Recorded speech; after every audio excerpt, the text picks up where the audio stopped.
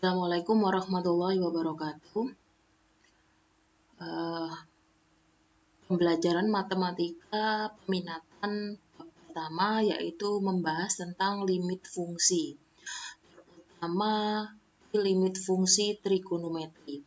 Tetapi sebelum membahas tentang limit fungsi trigonometri, saya akan sedikit di part 1 ini akan sedikit mereview ulang apa itu limit fungsi, terutama limit fungsi aljabar.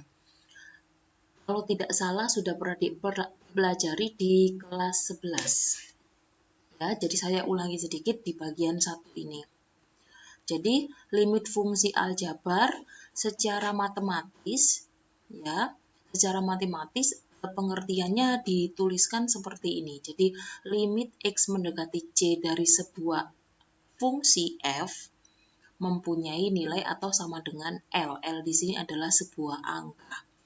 Jika untuk setiap X yang cukup dekat dengan C, tetapi X tidak sama dengan C. Artinya kan X mendekati. Ini kan istilahnya adalah X mendekati C. Namanya mendekati berarti belum tentu X atau tidak sama dengan X. Nah, untuk limit fungsi aljabar ada beberapa sifat-sifat. Jadi di sini sudah saya tuliskan sifat-sifat dari limit fungsi trigonometri. Tidak perlu dihafalkan karena pada prinsipnya nanti secara otomatis kalian akan mengerti apa yang dimaksud dengan sifat-sifat limit fungsi aljabar. Langsung masuk ke cara penyelesaiannya. Jadi ada beberapa cara untuk menyelesaikan limit fungsi aljabar. Ada 3, yang pertama adalah substitusi, yang kedua adalah pemfaktoran, dan yang ketiga nanti adalah perkalian sekawan. Yang disebut dengan limit fungsi dengan cara substitusi, jadi limitnya, nilai limit di sini hanya tinggal dimasukkan atau mengganti dari X. Jadi X-nya ini diganti dengan 1 ini, kalau untuk soal ini. Jadi 1 kuadrat ditambah 3 kali 1 sama dengan 4. Ini cara substitusi, jadi hanya tinggal dimasukkan saja ke X-nya. Sekarang untuk limit mencari penyelesaian limit dengan cara pemfaktoran. Kalau dengan cara pemfaktoran, biasanya diawali dengan ngecek. Ngecek apakah ketika dengan menggunakan substitusi, hasilnya itu seperti ini. Kalau hasilnya seperti ini, bisa jadi nanti harus menggunakan pemfaktoran. Saya beri contoh dulu. Jadi ini contohnya.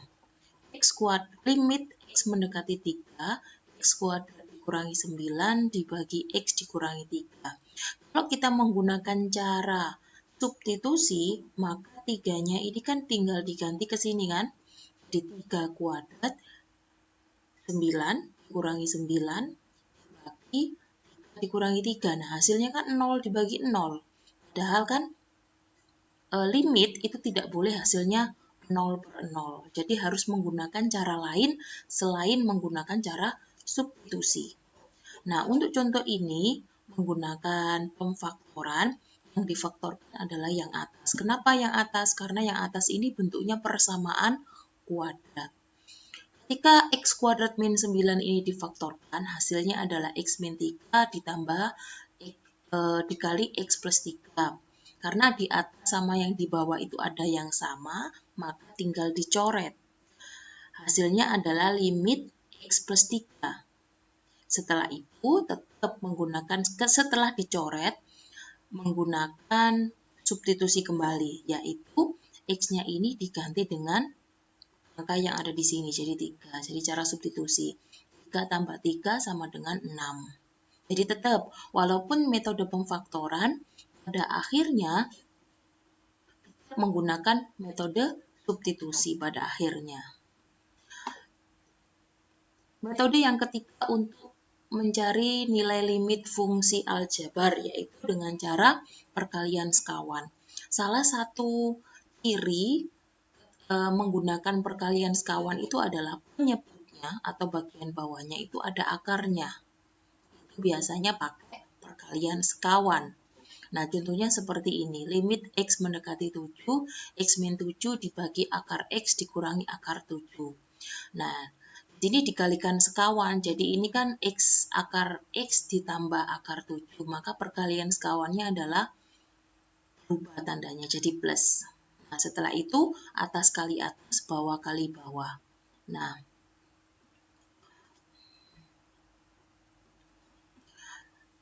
kemudian tinggal dikali aja, atas dikali atas, bawah dikali bawah. Karena ini perkalian yang bawah terutama ya, karena ini perkaliannya itu sama, angkanya sama, cuma beda di tanda, maka perkaliannya tinggal depan kali depan, belakang kali belakang. Jadi akar X dikali akar X jadi X.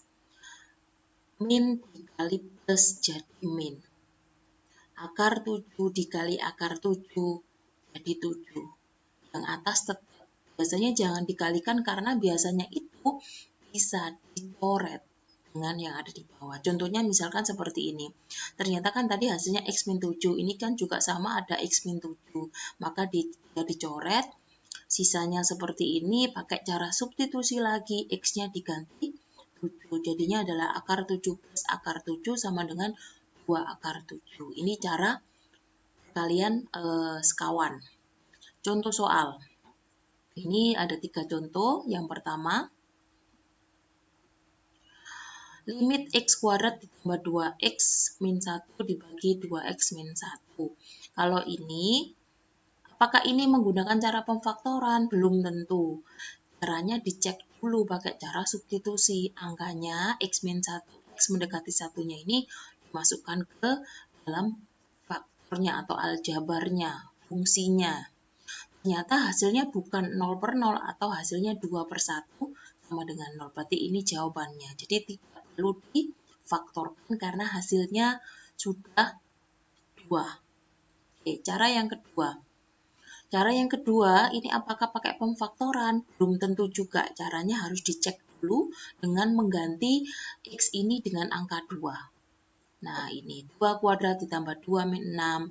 Terus kemudian yang bawah adalah 2 dikurangi 2. Tapi ternyata ini hasilnya 0 dibagi 0, kan? Tidak boleh.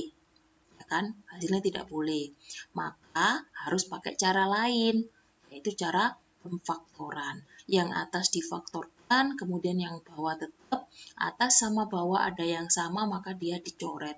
Sehingga hasilnya limit X mendekati 2, X tambah 3, X-nya diganti 2, hasilnya adalah 5. Cara yang ketiga atau soal yang ketiga, kalau dilihat dari soalnya ini pakai cara perkalian sekawan. Kenapa? Karena penyebutnya ada akarnya. Nah, dikalikan sekawan karena ini min, maka perkalian sekawannya jadi plus.